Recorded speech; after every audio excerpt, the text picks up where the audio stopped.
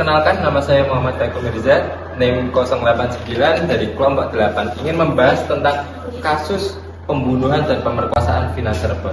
Di sini sudah ada dua bintang tamu kita, yaitu Mbak Sasa dan Mbak Yasmin. Baik, untuk sebelumnya saya ingin bertanya nih Mbak, tentang latar belakang Vina ini. Vina ini lahir tahun berapa, lalu kejadian itu tuh tahun berapa sih yang sempat menghiburkan dunia maya? Jadi pertama, Vina itu nama lengkapnya itu Vina Dewi Arsita. Dia tuh lahir pada tanggal 16 Januari tahun 2000. Nah, meninggalnya Vina pas kejadian pembunuhan dan pemerkosaan itu pada tanggal 27 Agustus tahun 2016, tepat pada saat Vina 16 tahun.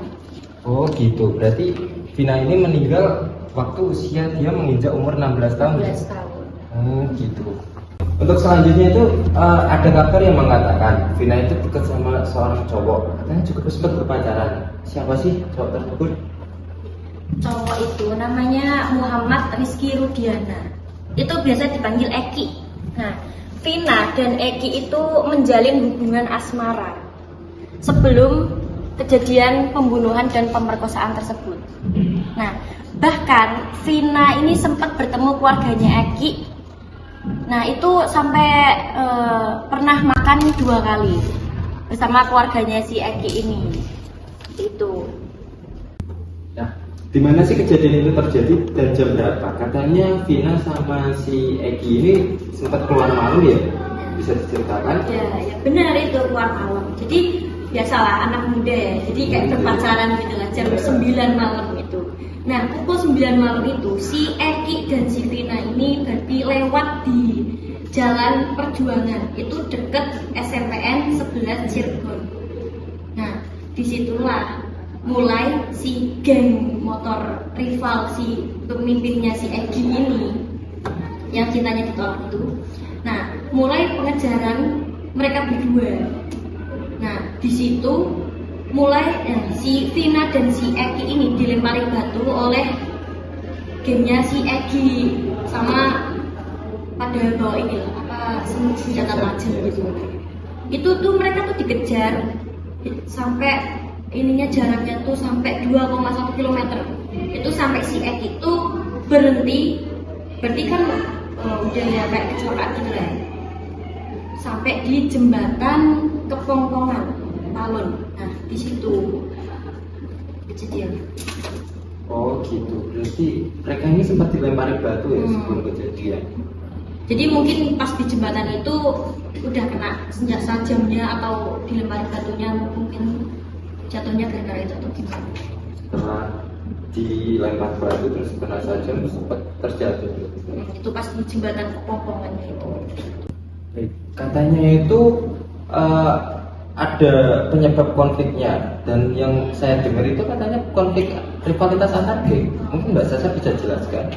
Nah, jadi kan awalnya itu ada antar geng. Yang pertama itu dari geng si cowoknya Vina ini, gengnya si Eki. Itu teman-temannya namanya berarti Liga Akbar. Nah, ada satu geng lagi. Itu namanya geng rival. Itu dipimpin oleh Egi. Nah, si Egi ini suka sama si Vina. Nah, itu berawal dari situ. Tetapi Vina di sini itu lebih memilih si Egi. Jadi disitulah si Egi merasa sakit hati sama Vina dan disitulah menimbulkan balas dendam.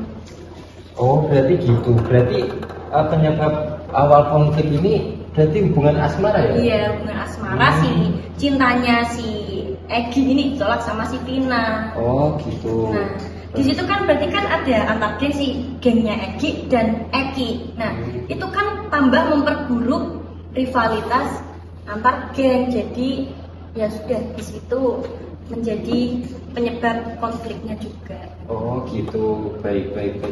Baik, usai kejadian tersebut, apakah ada hal-hal aneh yang terjadi, mungkin berbau mistis atau bagaimana? Mungkin bisa dijelaskan Mbak Yasmin? Oh, pada hari ketiga kematian Vina itu di tanggal 30 Agustus 2016 itu ada seseorang, itu temannya Vina, itu namanya Linda, itu mengalami kerasukan arwah Vina ketika hendak datang ke rumah Vina dan ditolong pulang oleh kekasihnya. Jadi kekasihnya Linda itu menolong Linda. Arwah Vina itu berada dalam tubuh Linda itu selama 3 hari dan tidak mau pergi sebelum Vina itu bertemu dengan orang tuanya. Nah, sesudah ketemu dengan orang tuanya Vina, itu keluarga Linda itu menghubungi kakak Vina, dan ketika kakak Vina itu datang, Linda yang masih merasuki itu mengungkap kronologi pembunuhan Vina, seperti ya ada dikejar geng motor, dipukuli, terus diperkosa dan dibunuh. Itu rekaman dari suara pengakuan tersebut itu kemudian viral di media sosial. Katanya si Vina ini sempat terkena penganiayaan juga pelecehan ya. Katanya itu juga digilir, itu gimana sih kronologinya, mungkin bisa diceritakan?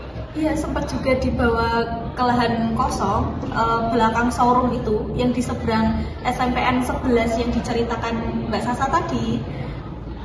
Itu penganiayaan lanjutan. Nah, Egi itu sempat juga terkena tebasan samurai itu hingga tewas di tempat. Vina itu sempat diseret, dipukul, terus ada dilindas motor juga, terus diperkosa, itu pergantian oleh 11 orang.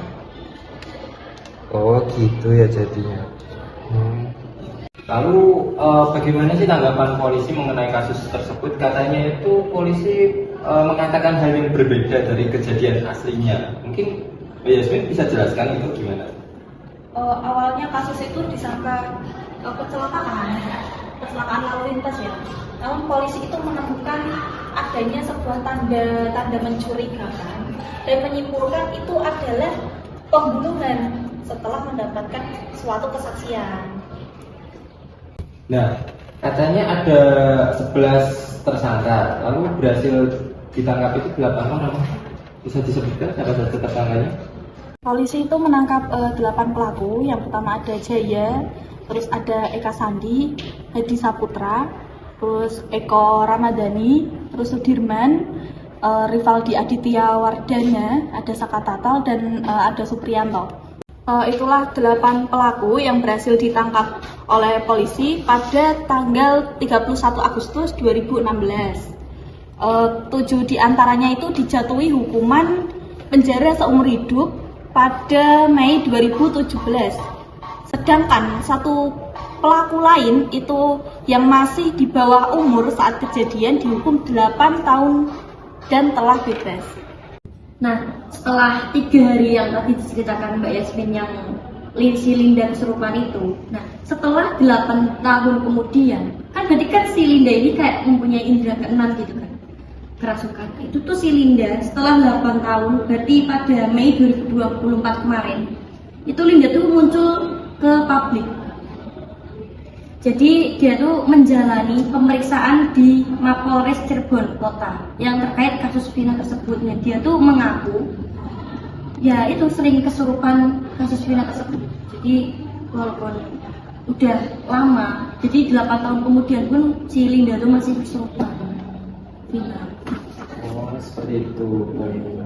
Nah itu tanggapan polisi tentang Egi itu gimana sih Mbak? Katanya hilang kabar gitu aja. Apakah berhasil ditemukan atau gimana?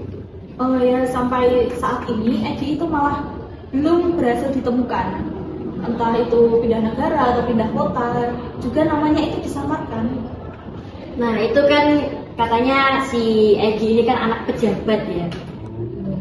Ya tahu sendiri kan. Mungkin ya dilindungi lah biar pembayar oleh apa sih namanya, polisi atau aparat gitu, biar melindungi anaknya biar nggak terkena kasus. Oh begitu. Makanya nggak ditemukan sampai sekarang. Ya baik. Terima kasih untuk Mbak Sasa dan Mbak Yasmin. Sekian pembahasan kita mengenai kasus penganiayaan dan pembunuhan Vina Cirebon.